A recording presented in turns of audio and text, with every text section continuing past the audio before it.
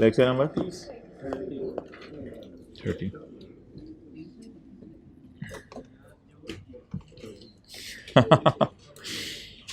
अच्छा जी, पास paper question 6 करें। अब पास पेपर शुरू करें, बस बहुत हो गया, जो जो रह गए हैं उनको ख़त्म करें। पास paper question 6।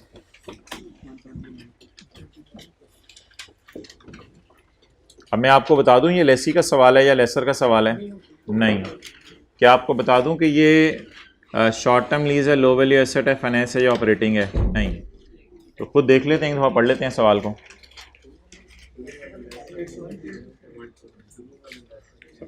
Page number 129। Goa leasing limited had leased a machinery to honey berry limited on यकम July 2017 on the following terms. तो गोवा लेसर है और लेसी कौन है? Honey berry. Prepare note in the Goa limited. तो लेसर का नोट बनाना है, लेसर का।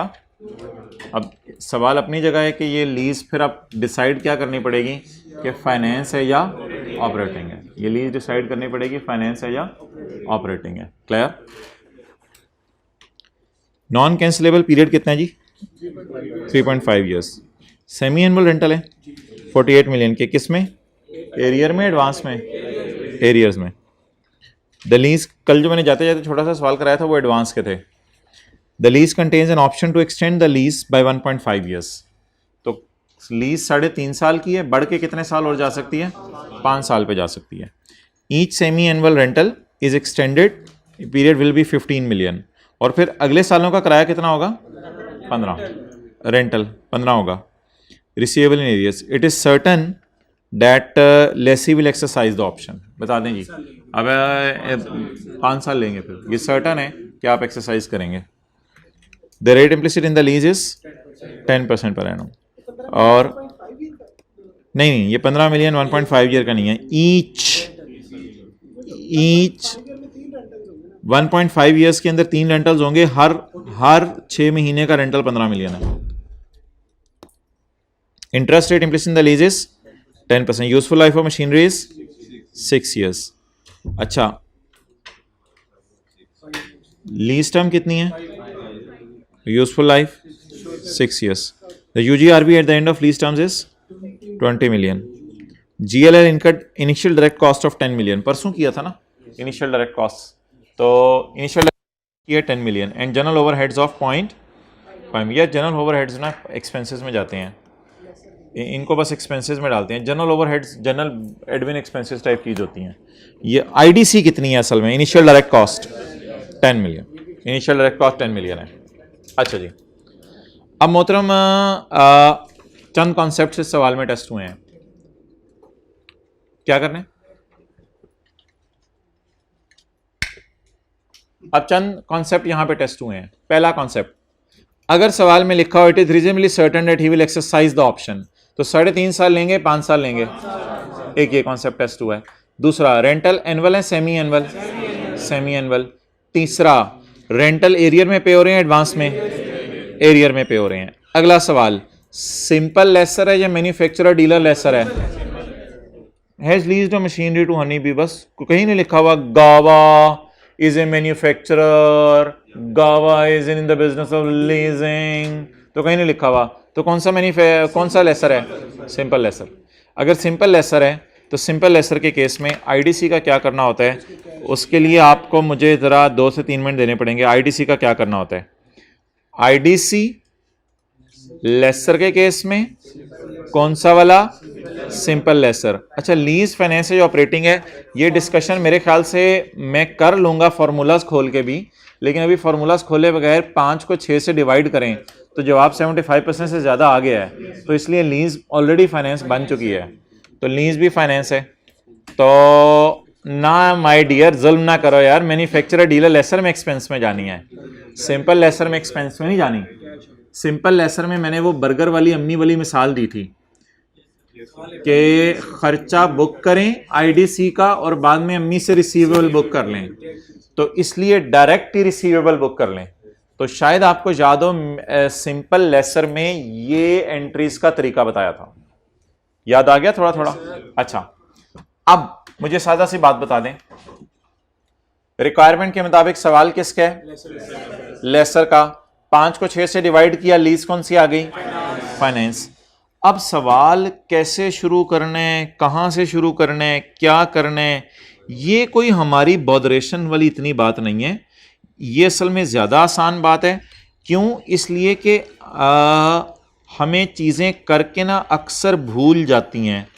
तो इसलिए मेरा तो मशवरा ये होगा, अब जितने भी आज मैं आपको सवाल कराऊंगा, पास पेपर के हों जो भी हों, तो आप उसमें एक दफ़ा पहले नज़र मार लें, रिलैक्स हो जाएं कि यार ये ज़रा मैं नज़र मार रहा हूँ, फाइनेंस लीज होती क्या थी, मुझे ज़रा भूला हुआ है, तो फाइनेंस लीज होती क्या थी, तो नज़र मारने चले जाते हैं।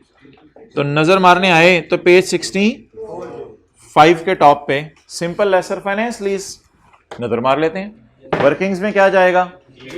ग्रॉस इन्वेस्टमेंट और नेट इन्वेस्टमेंट। अगर ओनरशिप ट्रांसफर होनी हुई तो परचेज ऑप्शन की प्राइस पे कर देगा, अगर ओनरशिप ट्रांसफर ना होनी हुई तो जीआरबी यूजीआरबी आ जाएगी। सवाल में यूजीआरबी गिवन है, इट मींस के 5वें साल के एंड पे एसेट वापस हो जाना है। जीआरबी तो गिवन नहीं है ना, जीआरबी यूजीआरबी दोनों का मतलब ये होता है कि एसेट वापस हो जाना है। If ownership will not transfer, GRB का मतलब और यूजीआरबी का मतलब होता है कि ओनरशिप ट्रांसफर नहीं होनी, और सवाल में लिखा हो ओनरशिप ट्रांसफर नहीं होनी तो जीआरबी यूजीआरबी ढूंढा करें। तो मैंने कहा था इन दोनों बातों का एक ही मतलब है। और सवाल ने ना नोट मांगा है, तो नोट में सिर्फ ये करना है, general description, maturity analysis, reconciliation. लेकिन मैं आपको जनरल एंट्रीज भी करवाऊंगा, जनरल एंट्रीज भी कराऊंगा। जनरल एंट्री क्या होंगी? ऐसा debit, cash, credit, fair value पे, आईडीसी उधर डालूंगा मैं कैश में, और लीज रिसीवेबल एनआई से रिकॉर्ड करूंगा, और एसेट क्रेडिट किससे करूंगा? फेयर वैल्यू से। और किराया हर 6 महीने के एंड पे आ रहा होगा, हर 6 महीने के एंड पे ये एंट्री होगी। Cash, debit, lease receivable, credit, interest income. Balance sheet में interest income, sorry lease receivable interest receivable जाएगा, और P&L में इंटरेस्ट इनकम जाएगा। तो you do have all the tools, you are just suppose to use that tools. आपके पास सारे tools available हैं। क्या मतलब? सवाल आ गया है, सवाल में आपने सवाल की रिक्वायरमेंट पढ़ ली, ओ माय डियर ये सवाल तो लेसर का सवाल है, अच्छा ठीक है भाई कोई मसला नहीं। डिसाइड कर लो मैन्युफैक्चरर डीलर है, नहीं जी मैन्युफैक्चरर डीलर नहीं है। डिसाइड कर लो कि फाइनेंस लीज है, ऑपरेटिंग लीज है, फाइनेंस है। फाइनेंस लीज है तो एक टूल अवेलेबल है, इसको जाकर रिवाइज करें। उसके बाद आईडीसी आ गई, ओ हो IDC, you have the tool available, you have the tool available, IDC, this tool is available. So these are tools available at different places. You are just supposed to revise them. अगर revise नहीं करेंगे तो ऐसे महसूस होगा ये क्या क्या सवालों में आ जाता है और कहाँ कहाँ आ जाता है।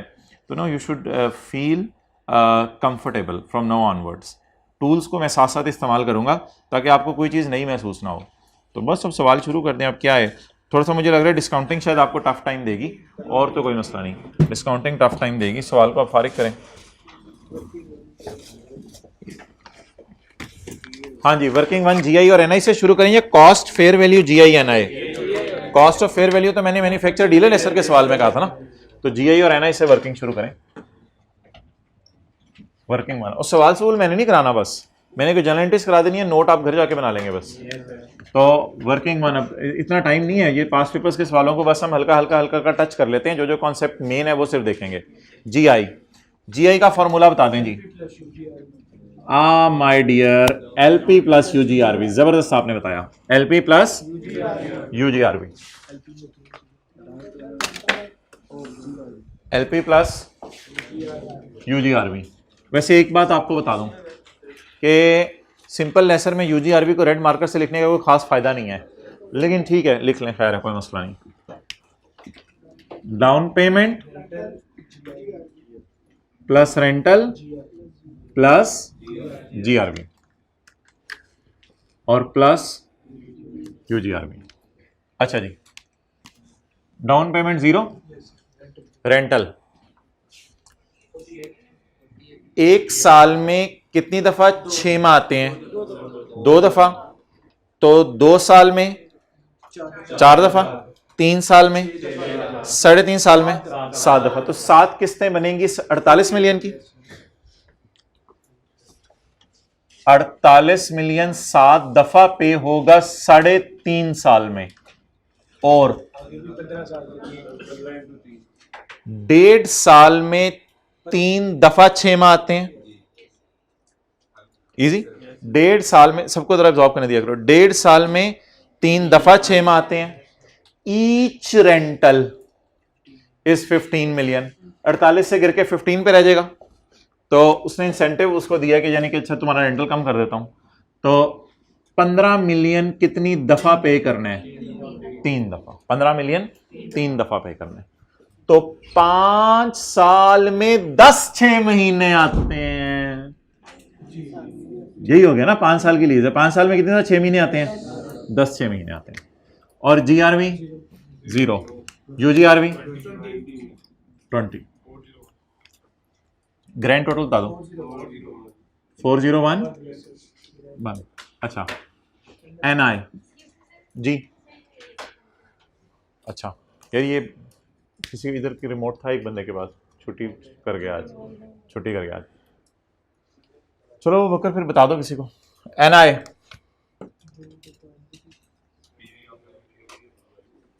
NI present value of lease payments plus present value of UGRV. Clear? अच्छा मोहतरम, अब जो है ना करना ये है कि मैंने आपको एक मशवरा दिया था कि आप ना डायग्रामे शायग्रामे ना बनाया करें। अब आप डेट और इंस्टॉलमेंट वाला कॉलम बना लिया करें। डेट इंस्टॉलमेंट वाला कॉलम बना लेंगे ना तो आपके लिए डिस्काउंटिंग बड़ी आसान हो जानी है। तो डेट, इंस्टॉलमेंट, अबू बकर बुला लिया उसको बंद करने के लिए, प्रिंसिपल, इंटरेस्ट और बैलेंस। जी लीज शुरू कब हो रही है भाई? 1 जुलाई 17। सबसे पहले आपने ये करना है, डेट्स भरनी है। 1 जुलाई 17 को लीज शुरू हो रही है। 1 जुलाई 17 को, 1 जुलाई 17 तो मैं इसलिए लिख रहा हूं कि वो एनआई वगैरह लिखनी होती है ना वहां पे, तो 1 जुलाई 17 तो मैं इसके लिए लिख रहा हूं कि 1 जुलाई 17 पे मैंने एनआई लिखनी है। अच्छा, एरियर में किस्तें होनी है या एडवांस में? एरियर में। तो 1 जुलाई 17 के 6 महीने कब खत्म होंगे? एक तरतीब से चलाइएगा। 31 दिसंबर 17। फिर अगले 6 महीने 30 जून 18, 31 दिसंबर 18, 30 जून 19, 31 दिसंबर 19, 30 जून 20, 31 दिसंबर 30 जून। अच्छा वैसे मुझे ये बताएं कि अगर 5 साल का सवाल है तो फिर 5 रेंटल होंगे अगर सालाना है, और अगर 5 साल का सवाल है और 6 माहाना है तो कितने रेंटल होंगे? 10। तो कहीं ऐसा ना हो कि मुझे डेटिंग लिखवाते रहिएगा, 10 तारीखें लिखवा के रुकवा दीजिएगा। ये छोटी छोटी टिप्स हैं, जरूर सुना करें। 10 तारीखें लिखवा के रुकवा दीजिएगा। 1 2 3, ये वाली तो लिखनी है ना, ये इसको मैं काउंट नहीं करा। 1 2 3 4 5 6 7 8, 31 दिसंबर 21 और 30 जून 22। डन। तो 48 की कितनी किस्तें पे होनी है? 1 2 3 4 5 6 7 और 15 की अनइवन टाइप डिस्काउंटिंग। हाँ उसमें यूजीआर भी डाल देते हैं। 15 जमा 20 35। मुझे ये बताएं कि अनइवन टाइप फिगर्स को डिस्काउंटिंग सीखी हुई है कभी हमने? हाँ कई दफा सीखी हुई है अनइवन टाइप फिगर्स की डिस्काउंटिंग। अनइवन है ना, तो इसमें आप मेथोडोलॉजी बता दें क्या होगी। चलें करें, आप लोग ट्राई करें, एनआई निकालें।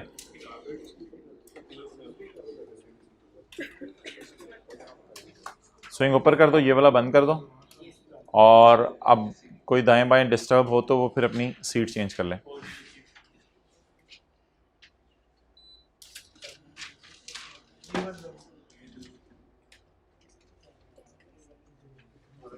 एनआई निकालनी है जी। NI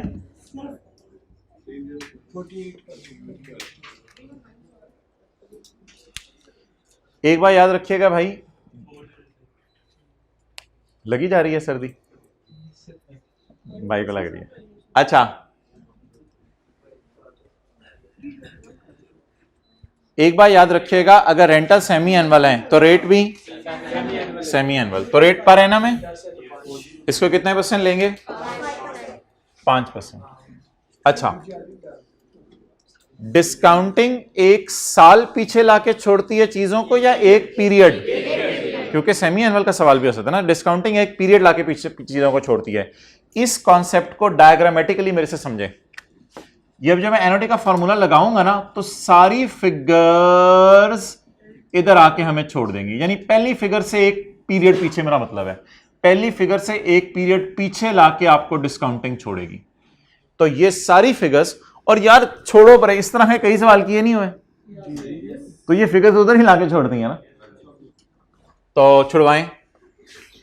48 into 1 minus 1.05 raise to power -7। बहुत मुझे गुस्सा चढ़ रहा है उन लोगों पे जो शक्लें कल आई हुई थी और आज नहीं है। ये मैं कैमरे की आंख में देख के कह रहा हूं। अच्छा, अच्छे भले लोग कल आए हुए थे और शर्मिंदा हों थोड़े से घर में, उन्हें आगे चलने का मजा नहीं आएगा। और खुदा के लिए उनमें से कोई कल आ जाए, 100 रुपया इनाम। ओए हो, अब आप लोग आज वाले अच्छा जी, प्लस प्लस प्लस। अच्छा, ये जो 15 है ना, इनको जब आप डिस्काउंट करेंगे ना तो 15 जो है वो 3 है। ये जो 15 है ना, 15 ये जब आप इसमें ये वाला 15 है, मैं बुलाऊंगा ये वाला 15, ये वाला 15 और ये वाला 15, जब आप लगाएंगे एनओटी का फॉर्मूला तो ये यहां लाके हमें बीच बाजार के छोड़ देगा, यहां पे लाके छोड़ देगा। जमा 15 इंटू, मैंने नीचे इसलिए लिख दिया कि लाल को अलग रखना था, 15 into 1 minus 1.05 raise to power -3, 3 दफा। इधर एनओटी के फॉर्मूले में ना नंबर ऑफ 15 गिनने होते हैं।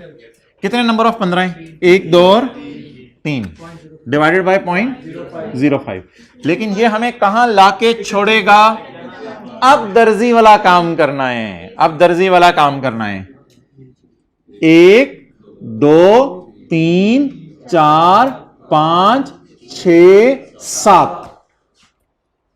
7 पीरियड्स पीछे लाना है। क्लियर हो गया? इस 7 में मेजर लोग गलती करते हैं। ये वाला जो 7 है ना, इसमें मेजर लोग गलती करते हैं। इसका तरीका यार अब यही है, और क्या मैं तरीका बता सकता हूं कि पहले डेट इंस्टॉलमेंट का कॉलम बना लो, डेट इंस्टॉलमेंट का कॉलम बना के ये सारा करो। ये ऐसे साम पेपर में बनाने की जरूरत नहीं है। खुद सोच लो कि जब मैं 15 को बुलाऊंगा तो एक पीरियड लाके पीछे छोड़ेंगी, तो एक पीरियड लाके पीछे, ये यहां पे अब आपने काउंटिंग कोई नहीं करनी, यहां दर्जी वाला काम करना है। 1 2 3 4 5 6 7, तो रेज़ टू पावर -7।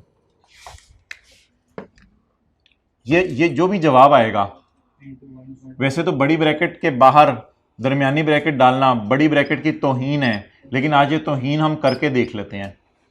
ठीक है जी, बड़ी ब्रैकेट के बाहर कौन सी ब्रैकेट डाल दी? दरमियानी ब्रैकेट।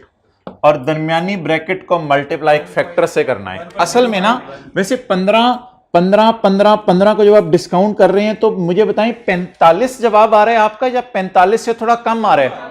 45 से कम आ रहा है ना। 15 45 को डिस्काउंट करेंगे तो कम आएगा। कितना आ रहा है? तकरीबन कुछ 40-35 के करीब आ रहा है। 41 आ रहा है। इस 41 को मैं उठाकर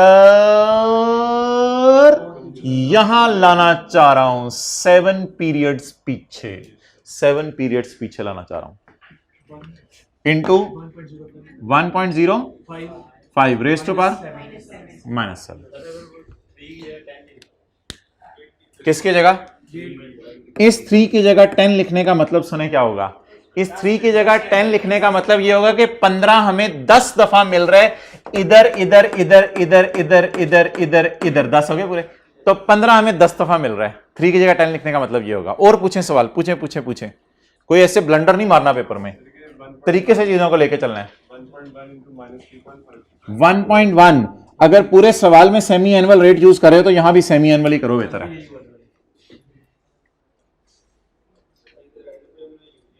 उसको मैं, हाँ,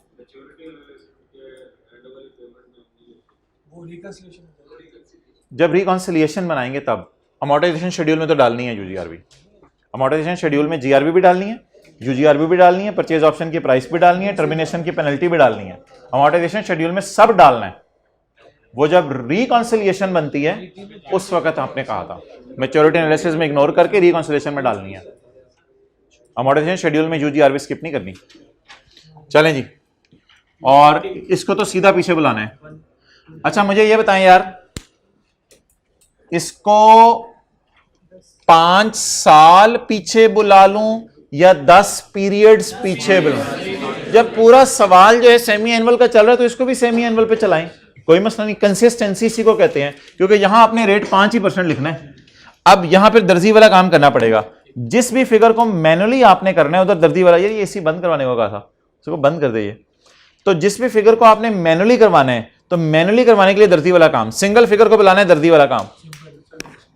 1 2 3 4 5 6 7 8 9 10। ये ऐसे भी सोच सकते हैं 5 साल है तो 5 साल में 10 हैं, लेकिन बेहतर ये है कि डेट इंस्टॉलमेंट बनाएं।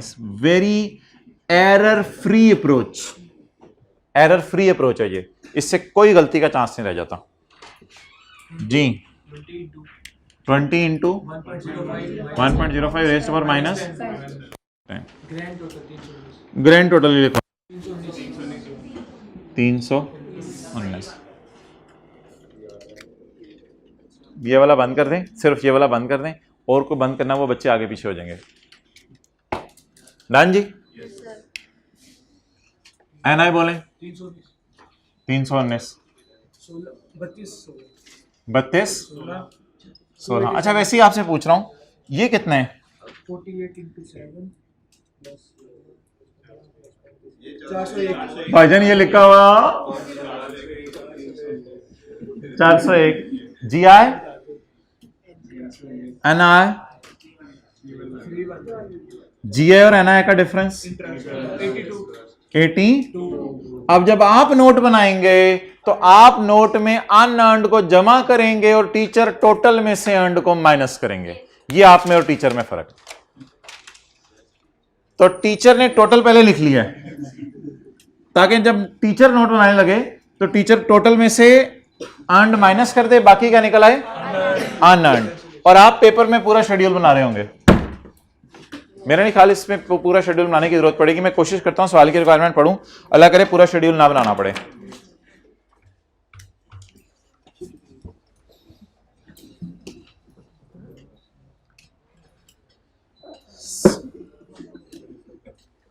What are you smiling at, guy? अच्छा, keep it up, अहमद। अच्छा जी,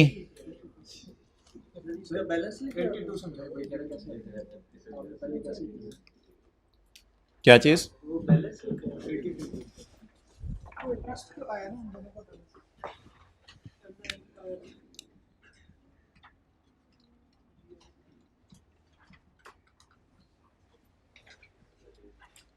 तीसरी लाइन जो हम डालते थे जीआई, एनआई और इंटरेस्ट, तो जीआई माइनस एनआई। अच्छा जी, अब आप मुझे मोहतरम ये बताएं कि लेसर की पहली एंट्री क्या होती है? लेसर की पहली एंट्री एसेट खरीदने की होती है। अभी सवाल में बताया नहीं हुआ कि एसेट कब खरीदे, कितने का खरीदा है, लेकिन बहरहाल चलें, मुझे ना फिर for the sake of completeness, for the sake of completeness मुझे बता दें, एसेट जाके लेसर जाके बाजार से एसेट किस पे खरीदता है? फेयर वैल्यू पे। और फिर उसको किस पे देता है? लीज पे देता है। लीज पे देने की एंट्री ब्रैकेटें ब्रैकेटें ब्रैकेटें ब्रैकेटें इतनी इंपॉर्टेंट है कि आपको पता नहीं ब्रैकेटें कितनी इंपॉर्टेंट है। लीज रिसीवेबल डेबिट और कैश क्रेडिट आईडीसी और एसेट क्रेडिट फेयर वैल्यू से। डन। अच्छा चलें जी, मुझे बताएं पूरे सवाल में एसेट की फेयर वैल्यू उसने दी है? रीजन मैं बताऊंगा। सवाल में उसने जर्नल एंट्रीज नहीं मांगी, उसने नोट मांगा। उसने जर्नल एंट्रीज नहीं मांगी, उसने नोट मांगे। नोट में एसेट की फेयर वैल्यू कहीं नहीं आती, ये वजह। अच्छा ठीक है जी, सवाल में मुझे एसेट की फेयर वैल्यू गिवन नहीं है।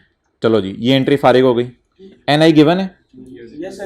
एनआई गिवन है, मैंने खुद निकाल ली अभी। कितनी?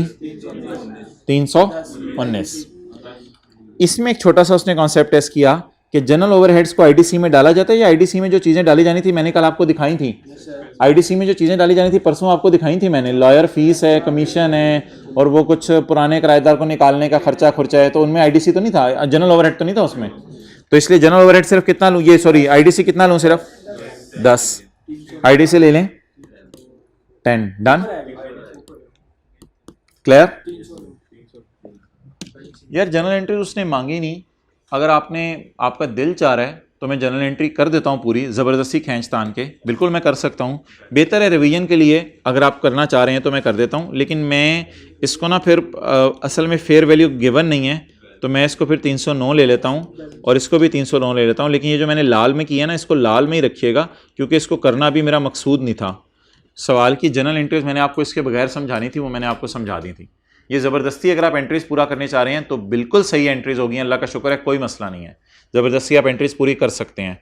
और खुदा ना खास्ता पेपर में अगर कभी फेयर वैल्यू मिस कर दे तो इस तरह आप एंट्री ये वाली पूरी कर सकते हैं, इसमें कोई मसले वाली बात नहीं है। और ये एंट्रीज मुझे कहाँ से इल्हाम हुई, मैं थोड़ी देर पहले रिवीजन करके आया था इन एंट्रीज की, थोड़ी देर पहले इन एंट्रीज की रिवीजन करके आया था। जी मोहतरम, आप पूछें। आप परचेज की डेट ना दी हो तो मैंने आपको हमेशा कहा हुआ ये एंट्री मिस कर दिया करें, इस एंट्री को स्किप कर दिया करें। अच्छा जी बताएं हमारा साल कौन सा है, हिम्मत हिम्मत हिम्मत, 30 जून 2018। तो 30 जून 2018 है, यकम जुलाई 17 को लीज शुरू हुई है, तो बता दें किराया एडवांस में एरियर में है, एरियर में है। खुदा के लिए व्हाइट बोर्ड की तरफ ना देखो, यकम जुलाई 17 की डेट जहन में लाओ, हमारे साल में कितने किराए पे होंगे, 2 किराए पे होंगे, एक किराया 31 दिसंबर 17 को और दूसरा किराया 31 दिसंबर 17 को। क्या एंट्री होगी, cash debit, lease receivable debit, 6 महीने के इंटरेस्ट इनकम क्रेडिट, कोई बुक शुक करने की जरूरत नहीं पड़ेगी, कैश साथ साथ आ रहा होगा। कोई रिसीवेबल वो एडवांस के सवालों में आता है। और यही वाली एंट्री 30 जून 18 को भी होगी। ये मैंने आपको पहले साल की, अल्लाह का शुक्र है, पूरी एंट्रीज जो है वो करवा दी हैं। फिगर्स मैंने नहीं लिखवाई, अगर आपका मोटिवेशन शेड्यूल घर में जाके बनाने को दिल चाहे तो फिगर्स बना के लिख लीजिएगा। 48 कराया है, बाकी अगर आपने फिल करना है वो खुद ही फिल कीजिएगा। लीज रिसीवेबल कितना है और इंटरेस्ट इनकम कितनी है। ये बात मेरी मुकम्मल हो गई। अब अगली बात मैं आपसे करने लगा हूँ कि P&L में क्या जाएगा, इस 6 महीने वाले इंटरेस्ट इनकम भी और इस 6 महीने वाले इंटरेस्ट इनकम भी। P&L में 12 महीने की इंटरेस्ट इनकम जाएगी। क्लियर हो गया। अच्छा, एक्सपेंसेस में कुछ नहीं जाएगा, आईडीसी का बर्डन हम अगले पे डाल देते हैं, इसलिए एक्सपेंसेस में कुछ नहीं जाएगा। ओवरहेड, जनरल ओवरहेड एक्सपेंसेस में डाल दें, ठीक है। अच्छा जी, अब सवाल की रिक्वायरमेंट मुझे बताएं क्या है यार। नोट बनाना है, तो नोट किस साल का बनाना है, 30 जून 2018 का। अगर 30 जून 2018 का नोट बनाना है तो फिर क्या करें, हमारे साल की पेमेंट के नीचे लाइन लगा दें। तो हमारे साल की पेमेंट के नीचे लाइन लगा दें, तो ये किस साल का नोट बन जाएगा, 30 जून 2018 का नोट बन जाएगा। अब नोट में एक चीज होती है अनअर्न्ड, वो मैंने क्या, अब आप टोटल में से अगर अर्न्ड माइनस कर दें तो अर्न्ड तो P&L में मैंने आपको बताया ये भी जाने ये भी जाने, इसलिए तो मैंने एंट्रीज की डेट्स डलवाई हैं आपको। What is earned of first 6 month, ये what is earned of next 6 month, ये। तो बताएं क्या आ रहा है, 287, 34, 253। मैं बैलेंस शीट के लिए भी कुछ नहीं करने लगा, क्योंकि मुझे बैलेंस शीट बनानी होती तो बैलेंस शीट बनाने के लिए मुझे अगले करंट वर्षन चाहिए, लेकिन मुझे बैलेंस शीट मांगी नहीं। इतना सा अमोर्टाइजेशन शेड्यूल पेपर में आपके लिए काफी है इस सवाल के लिए। और आप इतने से अमोर्टाइजेशन शेड्यूल से क्या कर सकते हैं, नोट बना सकते हैं, नोट बना सकते हैं। अब आप बता दें मेरा साल कौन सा है, 30 जून 2018। अब मैं इधर छोटा छोटा सा करके रफ में नोट बनाने लगा हूं, क्योंकि नोट बनाना आसान है, वो कोई मसला नहीं है। 30 जून 18 का नोट बनाने, फाइनेंस लीज का पहले अंग्रेजी आएगी, उसके बाद क्या आएगा, मैच्योरिटी एनालिसिस। हिम्मत हौसला, 30 जून 18 के लिए लेस देन 1 ईयर है, 30 जून 19 तक सारी पेमेंट्स। कितना हो गया, 96। 30 जून 20 1 to 2,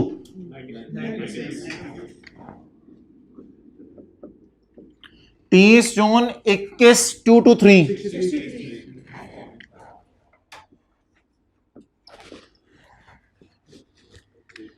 30 जून 22 3 to 4 UGR भी नहीं उठानी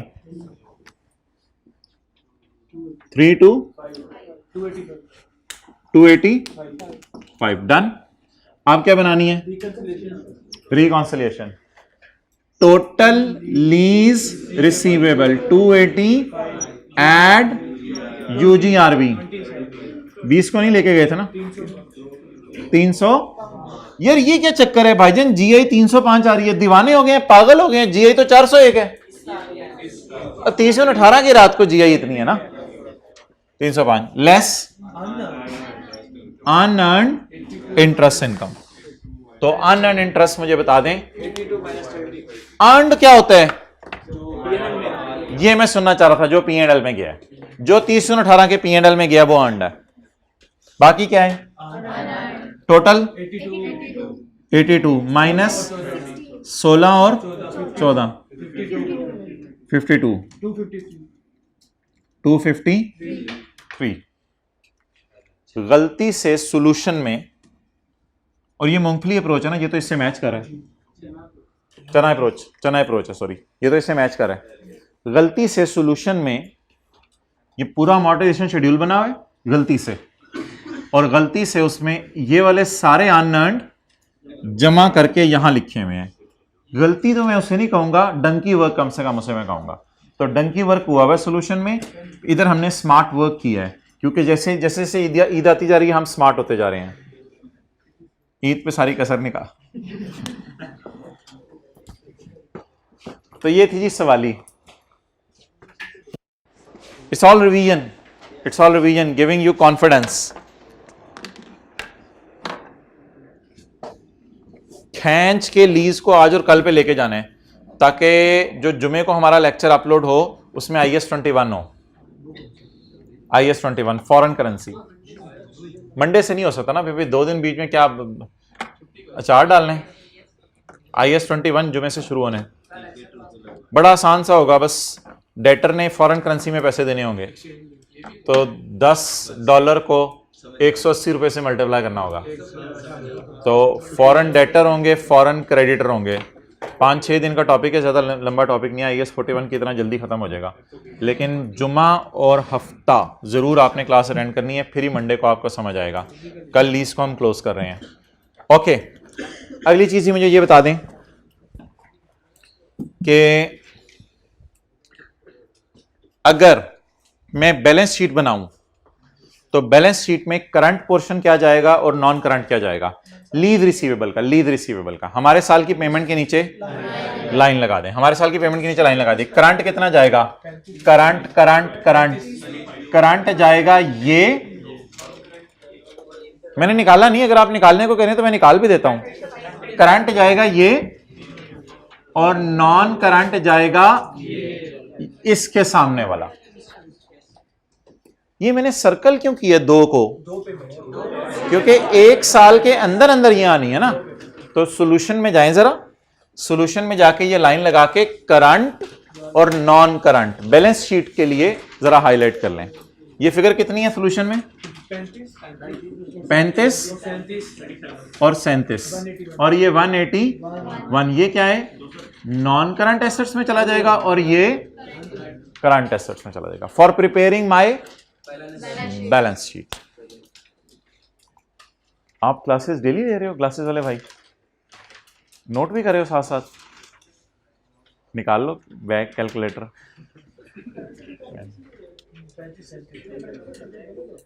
35-37 दोनों जाएंगे करंट में 6 महीने का सवाल है ना। तो अगले साल कितनी किस्तें आनी है बता दें 1 या 2 तो receivable with in 1 year is current. So that was all about GAVA. So let's move towards BAVA.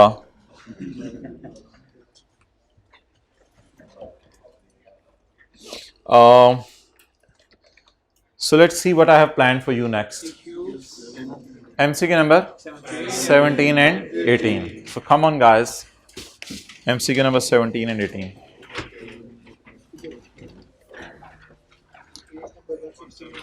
Page number ये बनाने पे कितना टाइम लगता होगा घर में ये प्लानिंग वैसे अंदाजन वैसे घंटा डेढ़ दो तो आराम से लग जाते हैं, ये सोचते सोचते पहले ये कराना है फिर ये कराना है, फिर लास्ट टाइम वाले लेक्चर्स भी मैं एक दफ़ा ज़रा देखता हूँ, नज़र मारता हूँ उस दफ़ा पूरा, हाँ ज़रा एक दफ़ा फास्ट फॉरवर्ड करके नज़र मारते हैं पिछली दफ़ा किस रिदम में चीज़ें कराई थी, इस दफ़ा किस रिदम में करवानी है, क्या चीज़ पहले आनी चाहिए। अभी तकरीबन आधे घंटे पहले तक ये दो चीज़ें ऊपर रखी हुई थी मैंने, calculation of missing rental, rental he miss होंगे सवाल में, ये चीज़ें मैंने ऊपर रखी हुई थी, लेकिन मैं सोचा इनको ज़रा बाद में कराऊंगा। ये कर लें जी, MCQ नंबर 17 और 18। अच्छा, अब जो हजरात ने कल वाला लेक्चर नहीं लिया हो ना, उनको मैं कह रहा हूँ अब एक फार्मूला लिखूंगा मैं मैन्युफैक्चरर डीलर लेसर में, तो उसको बस एज इट इज़ अब्जॉर्व कर लीजिएगा इंशाल्लाह, बाकी आपको कोई मसला नहीं आएगा। लेकिन मुझे ना मैन्युफैक्चरर डीलर लेसर की IDC ज़रा रिवाइज करा दें, क्योंकि ये तो मैंने परसों की करवाई हुई है। मैन्युफैक्चरर डीलर लेसर की IDC जी बताएं भाई। फाइनेंस होगा तो एक्सपेंस में चला जाएगा, ऑपरेटिंग होगा तो फिर वो अजीब से तरीके से हमने एक सवाल में किया था, बड़ा आसान सा तरीका था।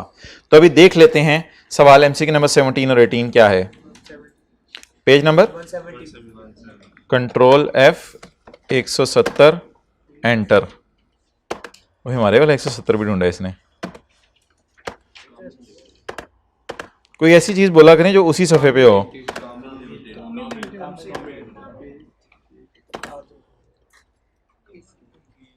Camel Limited is engaged in the manufacturing of plants. Manufacturing of? The following data relates to assets leased by Camel. ये क्या चक्कर है यार? मैन्युफैक्चर कर रहे प्लांट्स और लीज पे दे रहे प्लांट्स, तो ये कौन सा सवाल है? मैन्युफैक्चरर और डीलर लेसर का। क्लियर हो गया? तो मैन्युफैक्चरर डीलर लेसर का जैसे ही सवाल आया तो हमारे पास आपको पता है बहुत सी चीजें हैं जिन टूल्स को हम इस्तेमाल कर सकते हैं पेपर में, साथ नहीं लेके जाना उनको, लेकिन पेपर में इस्तेमाल कर सकते हैं हम। That is page number 65। और बच्चे पकड़े जाते हैं जिसने कोई स्टैंडर्ड के ऊपर कोई पेंसिल से ऐसे ऐसे ट्री बना के अपने समझने के लिए लिखे हों तो वो पकड़े भी जाते हैं बच्चे।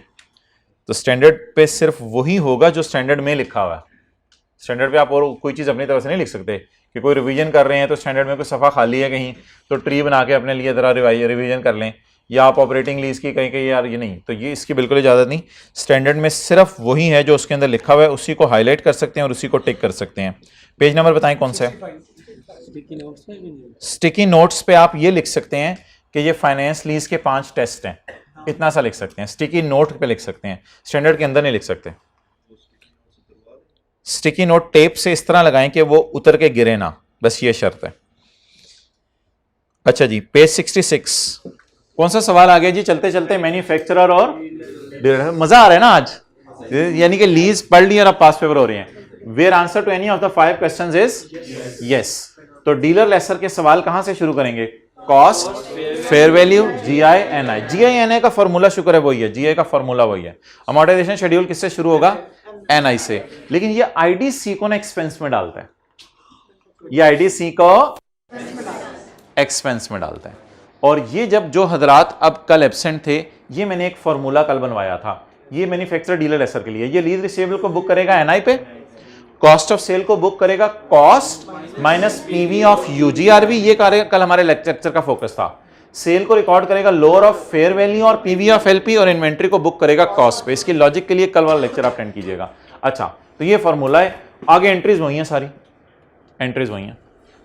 आमतौर पे इसमें मैन्युफैक्चरर डीलर लेसर में एसेट खरीदने की एंट्री इसलिए नहीं करवाई जाती कि वो खरीद नहीं रहा होता, वो बना रहा होता है खुद।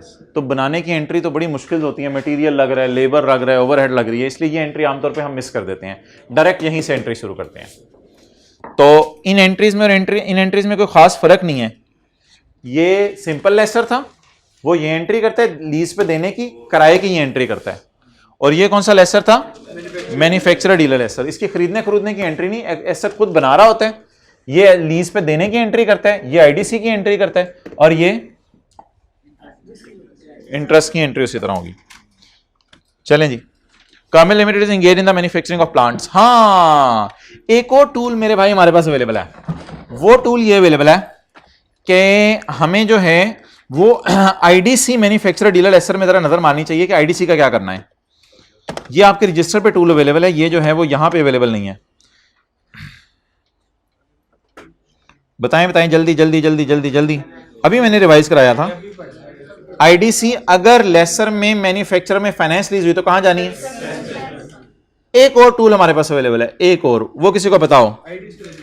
नहीं आईडीसी का नहीं, एक और एक और एक और, ना ना ना ना, एक और एक और एक और एक और, इंटरेस्ट रेट। इंटरेस्ट रेट जो है उसकी डिस्कशन हमारे पास अवेलेबल है। इंटरेस्ट रेट बता दें, ये टूल भी हमारे पास अवेलेबल है।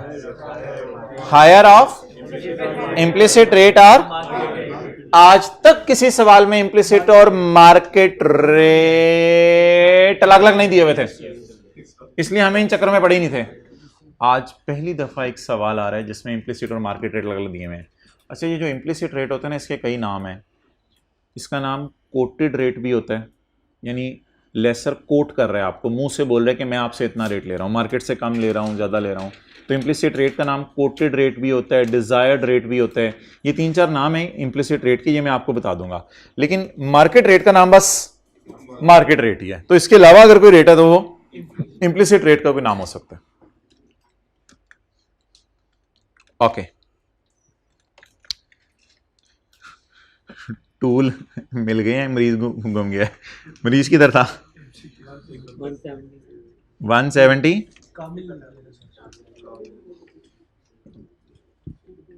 पहले उस फाइल में आएंगे हम।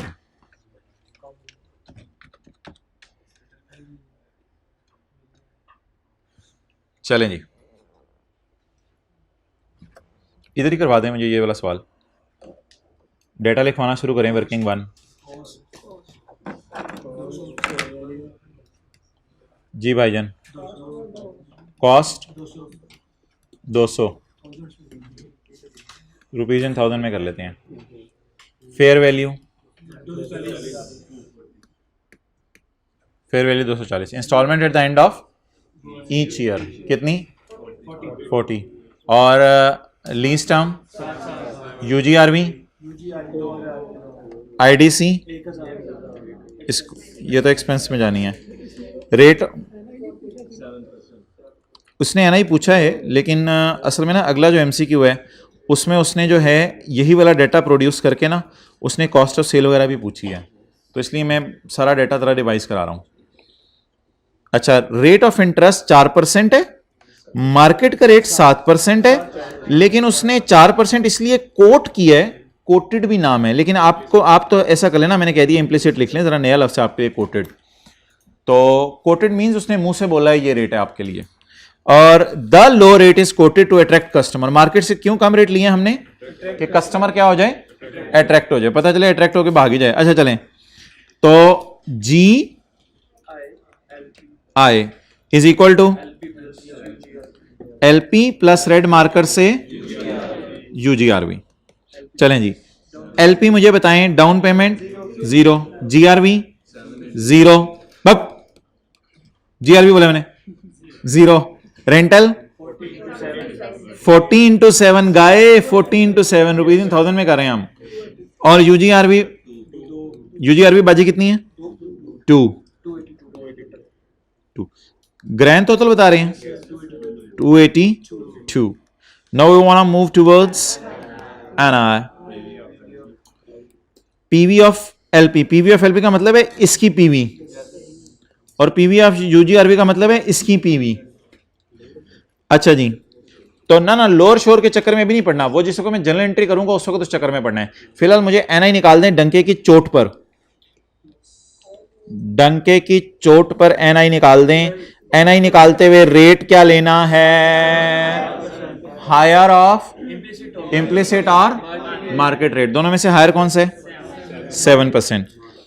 40 इंटू 1 minus 1.07 raise to power minus 7 divided by 0.07 plus 2 into 1 raise to power -7, क्योंकि ये सिंगल फिगर है, इसको डिस्काउंट करना।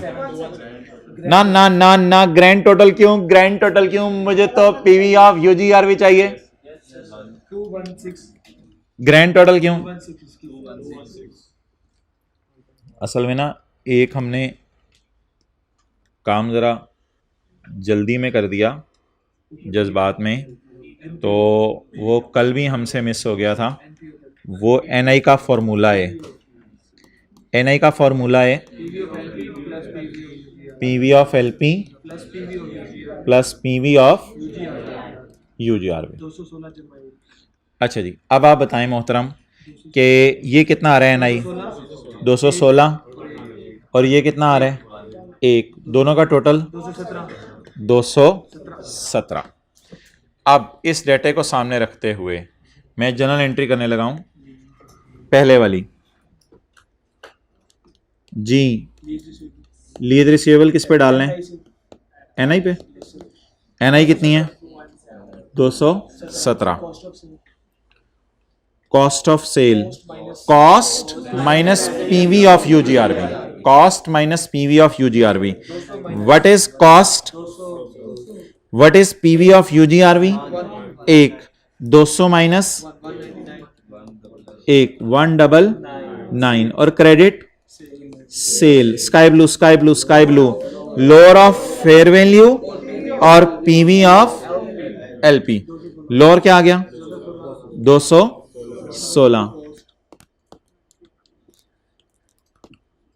और इन्वेंट्री किससे करनी है? क्रेडिट कॉस्ट से।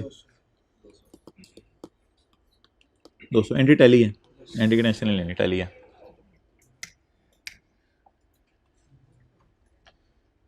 चलें जी, यहाँ तक नोट कर लें, फिर हम MCQ 7 और 18 की रिक्वायरमेंट इकट्ठी पढ़ लेते हैं।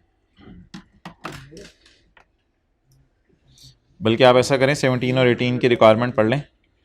और जी भाई, लेसी को हमने 4% इंटरेस्ट पे चीज़ें दी हुई हैं। हाँ, इसकी यार एक डिटेल डिस्कशन है, मैं किसी दिन करूँगा, अभी रहने दो इसको।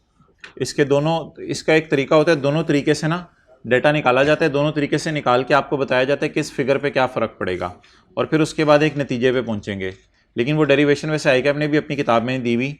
फ़िलहाल भाई का सवाल ये था कि आप रेट जो है वो हायर क्यों यूज़ कर रहे हैं, तो मैंने इनके सवाल का जवाब नहीं दिया और मैंने कहा है wait for a better time.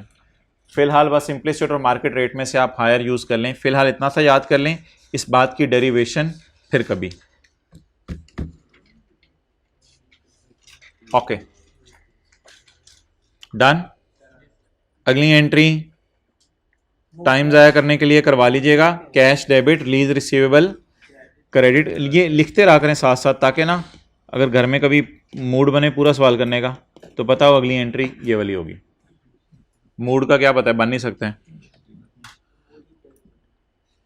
वो मूड ही क्या जो बने नहीं, वो मूड ही क्या जो ना बने सवाल करने। हाँ हाँ, बने ना, बनाना, नाना बा, ताबसा।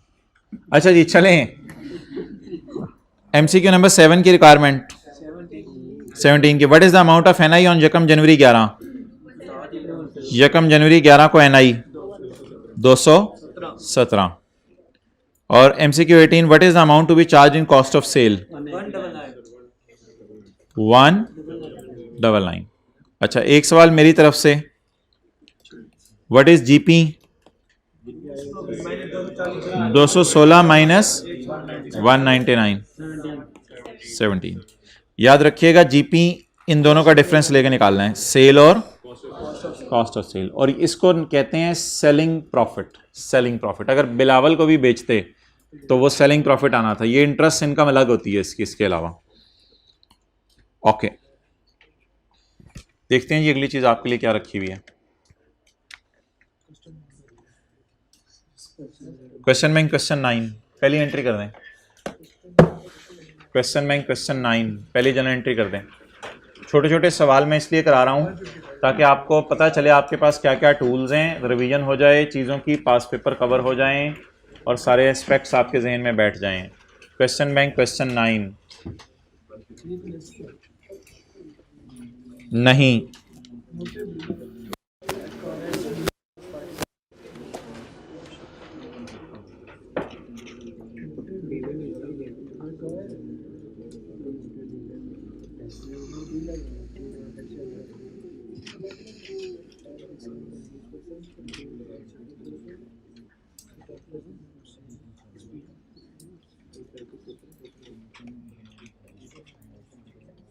यार ये कोई जो है ना, ये अल्फाज बराए अल्फाज नहीं है कि कॉस्ट और फेयर वैल्यू। इसकी जरा थीम समझा करें, कॉस्ट और फेयर वैल्यू होती क्या है। 1 मिनट मुझे आपको देना पड़ेगा वरना अगला सवाल समझ नहीं आएगा।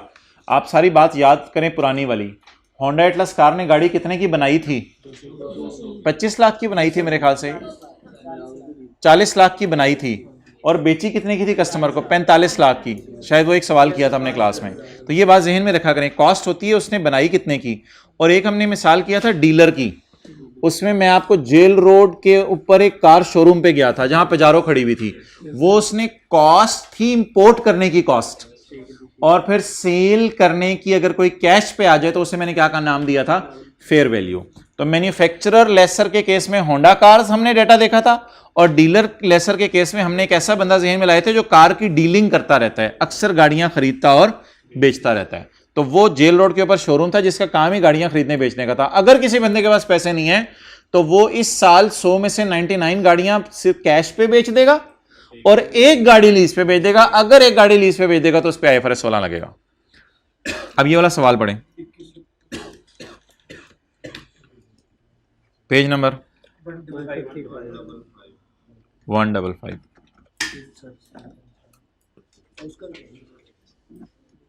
आ गया था।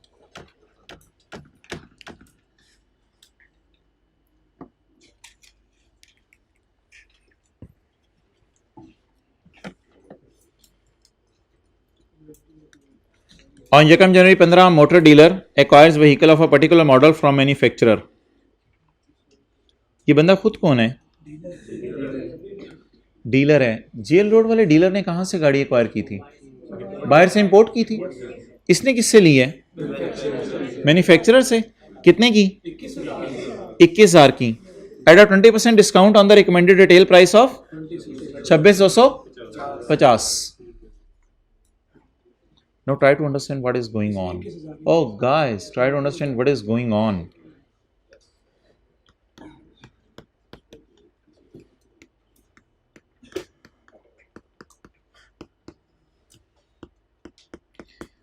भाई डीलर जो है वो पाकिस्तान में भी किसी मैन्युफैक्चरर से चीज़ खरीद सकता है, और डीलर जो है वो इंपोर्ट भी कर सकता है चीज़।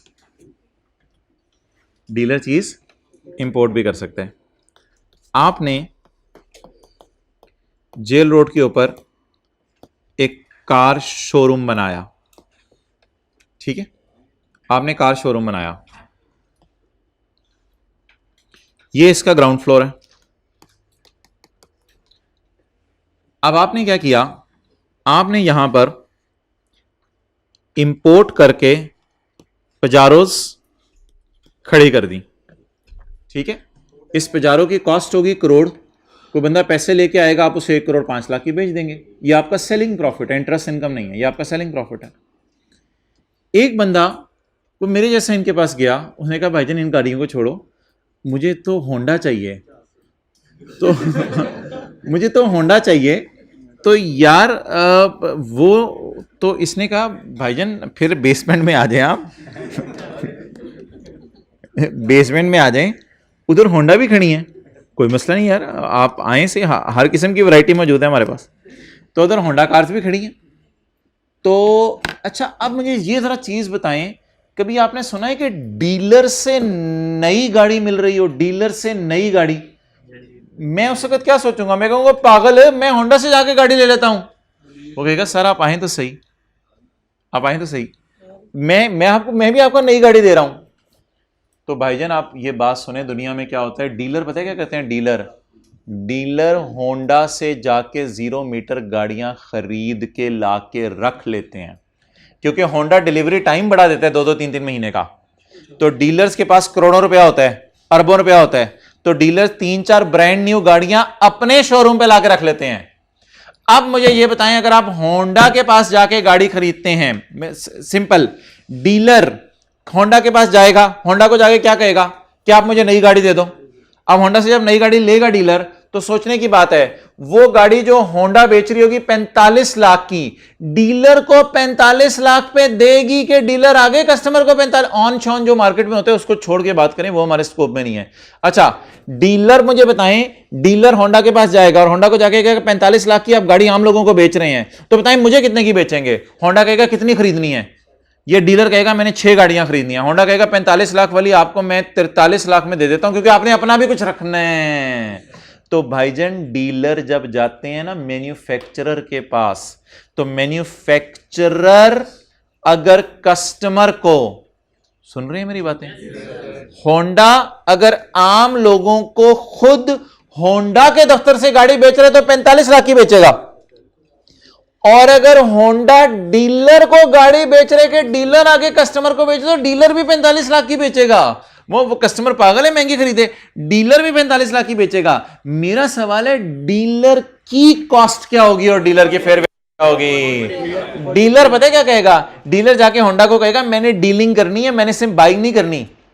तो 45 लाख की गाड़ी है, जैसे दुकानदार नेस्ले के पास जाता है तो नेस्ले के पास 200 वाला दही 200 का नहीं लेता, 200 वाला दही 180 का खरीदता है जाके, ताकि कस्टमर को 200 का बेचे। सिमिलरली डीलर किसके पास जाएगा? मैन्युफैक्चरर। मैन्युफैक्चरर को कहेगा कितने की गाड़ी? मैन्युफैक्चरर कहेगा सबके लिए 45 लाख की, तेरे लिए भी 45 की। वो कहेगा मैं डीलर हूं, मैंने 10-12 गाड़ियां लेनी है, बताओ 2% डिस्काउंट दोगे, 3% दोगे, 5% दोगे, कितना डिस्काउंट दोगे? लड़ेगा, डिस्काउंट दो मुझे, डिस्काउंट दो मुझे, डिस्काउंट दो, मैं तो ज्यादा गाड़ियां खरीदने आया हूं। तो डिस्काउंट के बाद जो प्राइस तय पाएगी वो डीलर पे करेगा किसको? मैन्युफैक्चरर को। तो वो डीलर की अपनी कॉस्ट होगी। तो डीलर के सवाल में कॉस्ट भी हुआ करेगी, और फिर डीलर आगे जितने की बेचेगा अगले को, वो क्या होगी? फेयर वैल्यू होगी। अच्छा, अब एक और मिसाल आपने जहन में लेके आनी है, वो ज्यादा आसान मिसाल है जिससे इंशाल्लाह आपको बात ज्यादा अच्छे तरीके से समझ आ जाएगी। चिंगची पे कभी बैठे हैं? चिंगची पे, अच्छा, चिंगची पे जब बैठते हैं तो वो कंपनी का नाम क्या लिखा होता है? किसी कंपनी का नाम आपके जहन में आ रहा हो तो बता दें।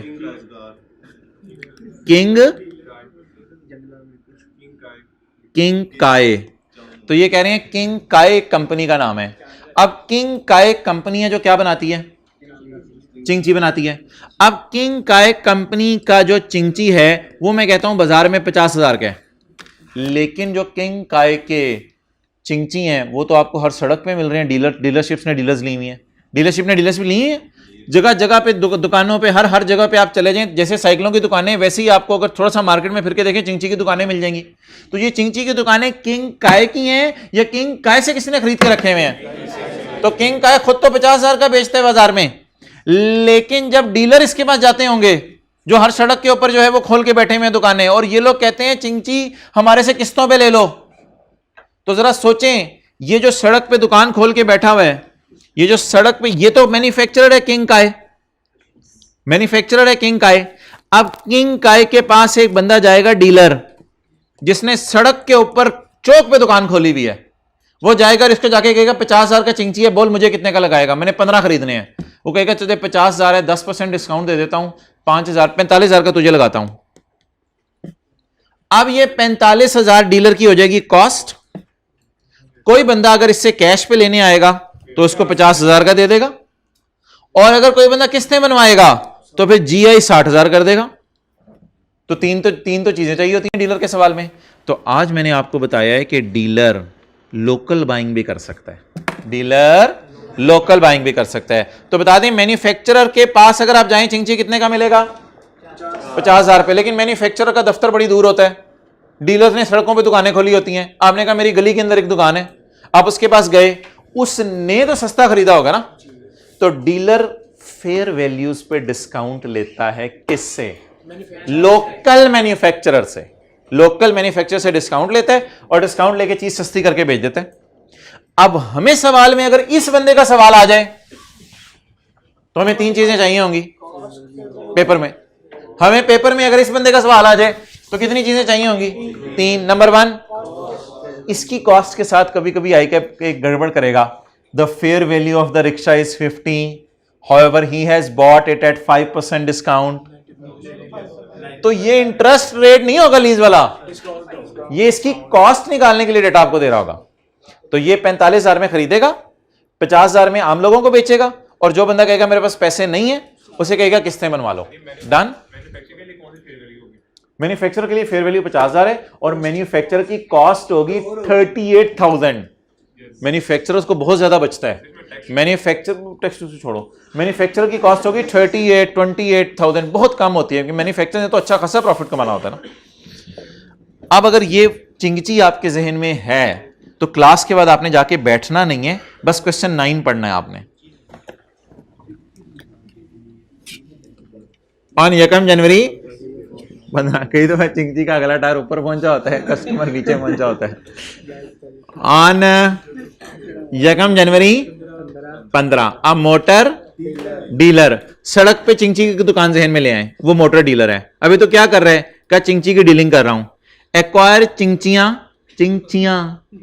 एक से ज्यादा, एक्वायर चिंगचियां ऑफ अ पर्टिकुलर मॉडल, खोता model of a particular model, पांव पर कस्टमर नीचे, ऑफ अ खोता मॉडल फ्रॉम अ चरर किंग की से खरीदता है, कितने की, 21,000 की, 20% डिस्काउंट के बाद, जो कि रिटेल प्राइस पे मिलता है। जरा 26,250 को कैलकुलेटर पे लिखें, इस पे मल्टीप्लाई करें 20% से और फिर माइनस कर दें वही जवाब, तो कल कला को पेपर में 21,000 नहीं देगा। जब आईकेएफ का सवाल आता है ना, एक दफा आया हुआ है, 21,000 नहीं देगा वो आपको सिर्फ 20% डिस्काउंट देगा।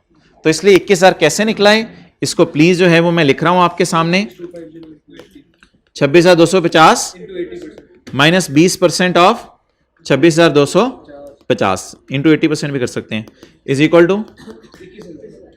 अब जब मैं सवाल शुरू करूंगा, व्हाट विल बी माय 4 लाइनों में पहली line, cost 21,000, fair value 26,250। It offers them for sale at a recommended retail price with 0% interest over 3 years. However, market interest is 8%. ये महल्ले वालों से कहते हैं मैं तुमसे इंटरेस्ट नहीं लेता। हमारा जो थोड़ी देर पहले एमसीक्यू 7 था, 17, उसमें हमने कस्टमर को अट्रैक्ट करने के लिए मार्केट रेट 7% था और कितना डाला हुआ था, 4%। इसका मार्केट रेट कितना है, 8%, और ये कितना इंटरेस्ट ले रहा है, तो इम्प्लिसिट रेट या छुपा हुआ रेट कितना, 0%। कोटेड रेट कितना, 0%। It offers them for sale at recommended retail price with 0% interest over 3 years provided 3 annual payments are made. शर्त यह है कि तुम 3 एनुअल पेमेंट मुझे एडवांस में कर दो, तो मैं आपको जो है वो ये रिक्शा, क्या मैं आपको रिक्शा ही दूंगा। बहुत ज्यादा बात हो गई थी आगे। अच्छा जी, तो गाइस मुझे बताएं किसका सवाल है, डीलर लेसर का। ऊपर से बड़ा सा लिखें, डीलर लेसर। कैसी जबरदस्त रिवीजन हो रही है। अच्छा, क्या लिखा ऊपर आपने, डीलर लेसर। यार वही जो एमसीक्यू 17 में वर्किंग्स करवाई हैं, जरा करवाएं। 21,000। अच्छा, कितने रिक्शे हैं, एक ही है, चलो ये आसान हो गया काम। फिर G I is equal to L P plus UGRV। अच्छा, डाउन पेमेंट, रेंटल,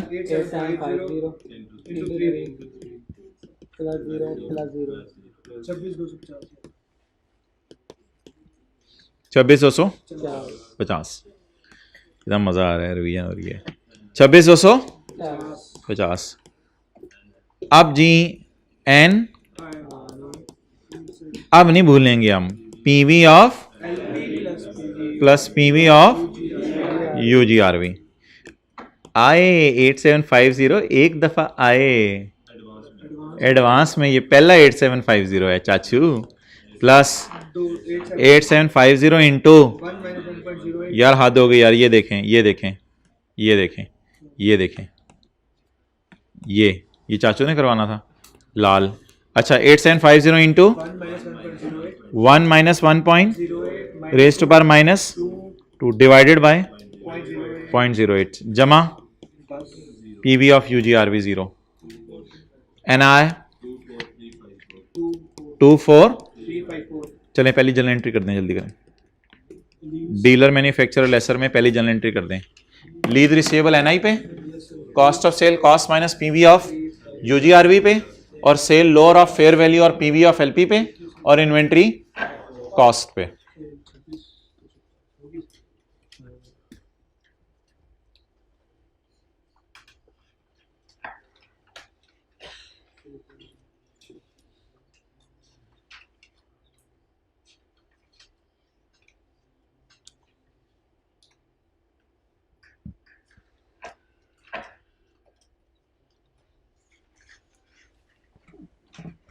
अबू बकर आज जा रहे हो कल? आज कल कल उन्होंने कहा ना पहली टेक्स्ट वाली क्लास में रिकॉर्डिंग की जरूरत नहीं है, वो हाइब्रिड वाले उधर ही आके बैठे होते हैं। अच्छा